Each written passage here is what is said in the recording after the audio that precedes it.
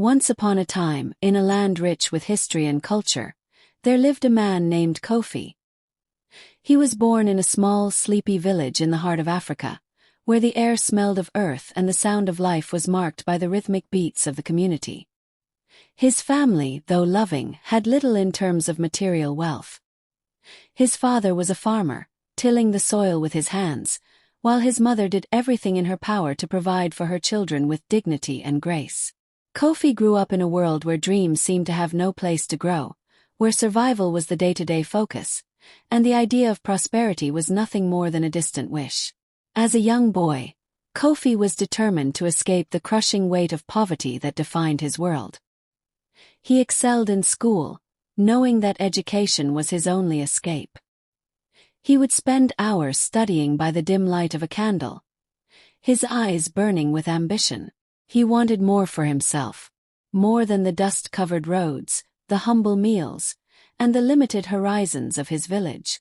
Kofi dreamed of wealth, not because he was greedy, but because he believed that wealth would be the key to something far more important: respect. In his mind, respect was a currency more valuable than gold.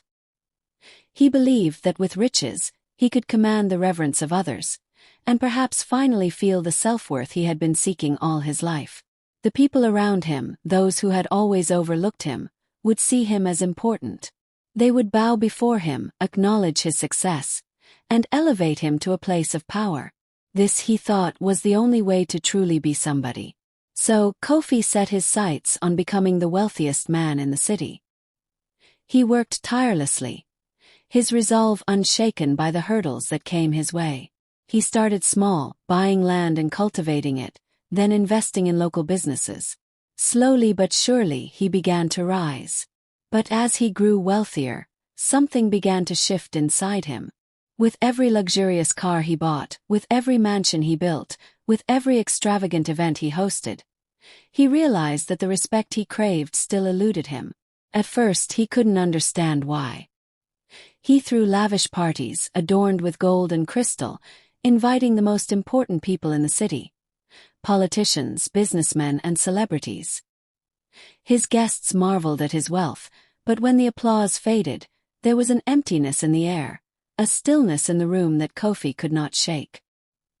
He stood alone, surrounded by wealth, yet devoid of the respect he longed for. His mansion was magnificent, but his heart felt hollow. He had the finest clothes, the rarest jewelry, but no one truly saw him, not for who he was but for what he had. The city, which once whispered his name with awe, now spoke of him with indifference. To them, Kofi was a figure to admire from a distance, a man who lived in the world of excess, but whose soul seemed distant, unreachable. And so, the rich man found himself surrounded by luxury, but trapped in a prison of loneliness. He had more than he could ever need, yet he was missing something far more precious than all the money in the world. One fateful day, a figure appeared in the city, an old man named Kofi. His name was spoken with reverence, and it was said that he had lived through decades of struggle, loss, and triumph.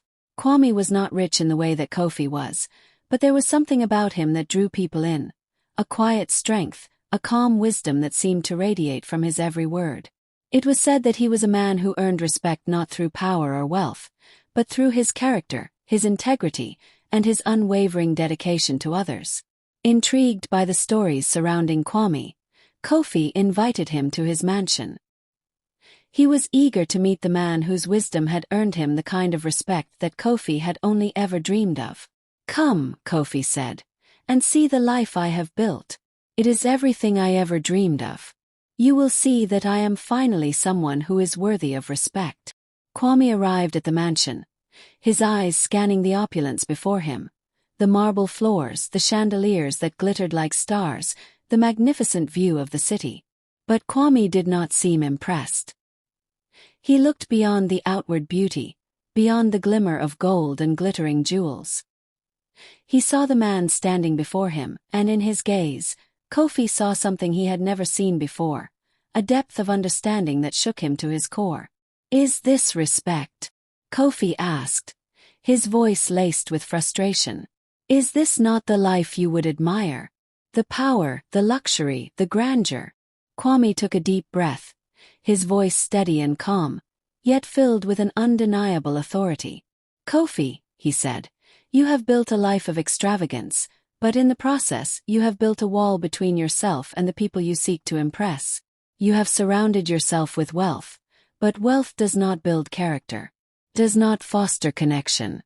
You may have the admiration of many, but you have not earned the respect you so desperately seek. Kofi's heart sank. The words cut through him like a blade. How could it be? How could it be that after everything he had worked for, after all his sacrifices, he still felt empty? But what do you mean? Kofi asked, his voice faltering. I give generously. Help those in need.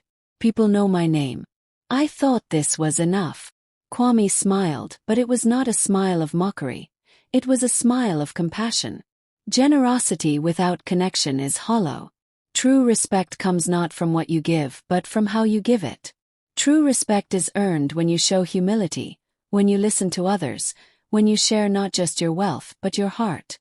It is not your riches that will define you, Kofi. It is your actions, your integrity, and the way you make others feel. Respect is not something to be bought. It is something to be lived.